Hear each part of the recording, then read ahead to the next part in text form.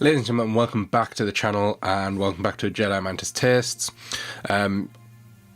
First things first, the reason there was no video last month, there was a bit of a family issue come up. My mum got taken into hospital the day before I was wanting to record, so I didn't record, didn't feel right to record, so I just put it off for a month. Apologies for that first and foremost, but moving into February, we've got a whisky here to taste. 1 month I will do two tastings to make up for that missing month, but I'm sure, at least I'd like to think, you all understand why there was no video last month. But we'll crack straight on today with February's malt, which is from Glen Keith, and it is the Distillery edition. Picked this up at Tesco. I think I got it around £20, but looking back on the internet now, you can get it around £30 from supermarkets or websites. Enjoys quite nice reviews. WhiskeyExchange.com, masterofmalt.com, both sort of settling around the 4 out of 5. So looking forward to trying this one. It is the Distillery edition, distilled by master craftsmen on the banks of the River Isla or Isla. This is a smooth and distinctive single malt with a satisfyingly warm and lingering finish. Matured in traditional oak. I believe it's also the first, going off Master Malt, it's the first permanent non-aged statement malt that Glen Keith have produced. It says it's aged in the finest traditional oak casks for a distinctive smooth and easy drinking Speyside single malt with hints of freshly picked orchard fruits and rich toffee notes. Glen Keith Distillery, perches on the Linn of Keith, a sparkling free flowing waterfall on the River Isla or Isla.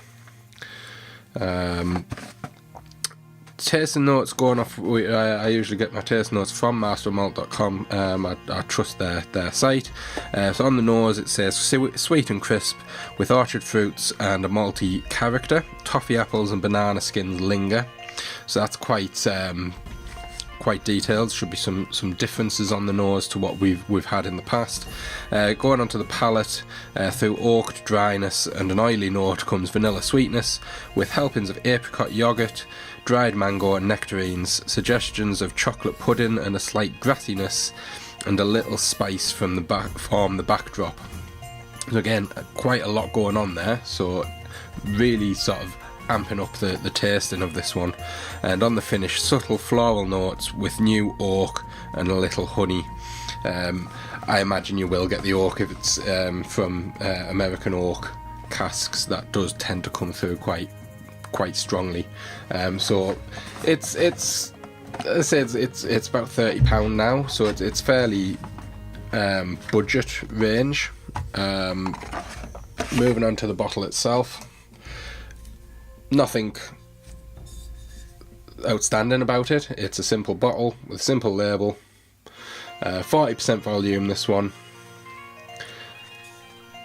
and there's a no age statement on this. So let's open this and see what we are getting out of it.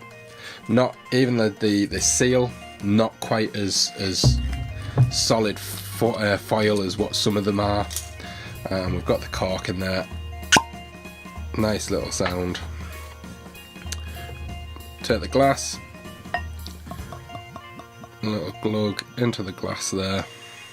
Just pop that cork back in there. Have a look at that colour. So it's got a nice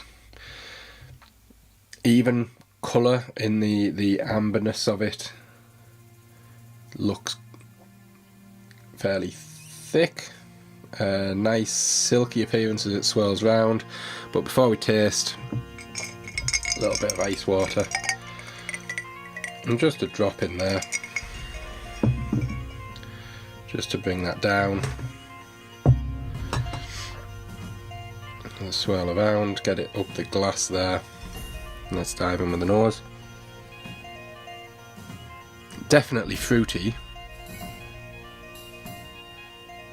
Apple is a definite smell in there. Little hints of spice.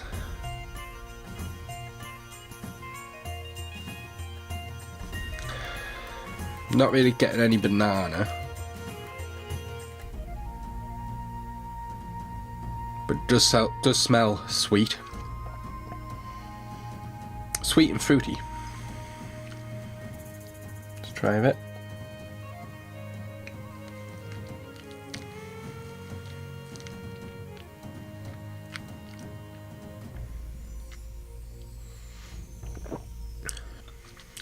Very pleasant.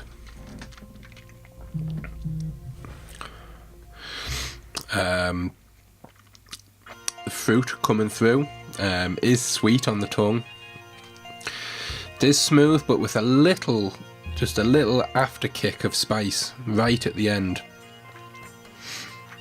Lets you know you're drinking whiskey.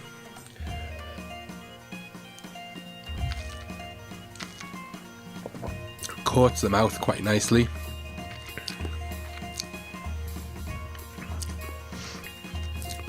Definitely taste the oak and that sort of vanilla-y taste to it, but the dominant flavours for me is the apple. More spice than I was led than the taste notes would suggest. I think there is a nice level of spice there. It's not overpowering, and so it's definitely the sweet apple coming through on this one, but it's very, very nice to drink. For the price that you're paying, that is a very nice whiskey. Let's try a bit neat. That'll do. Don't want too much.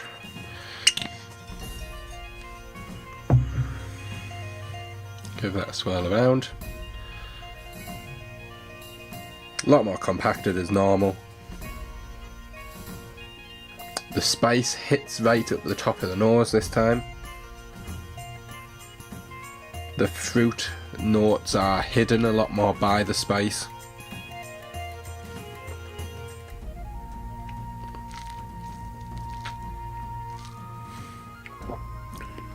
Still that's really nice without the water.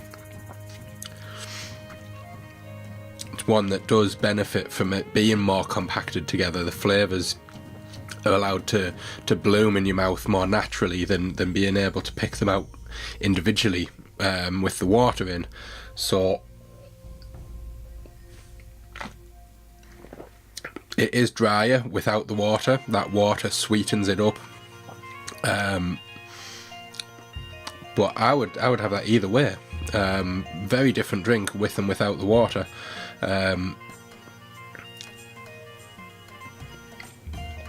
Definitely worth the £30. That is one already making a statement for the end of year review, but let's see what the rest of the year brings. But that is the taste. That is the malt for the month.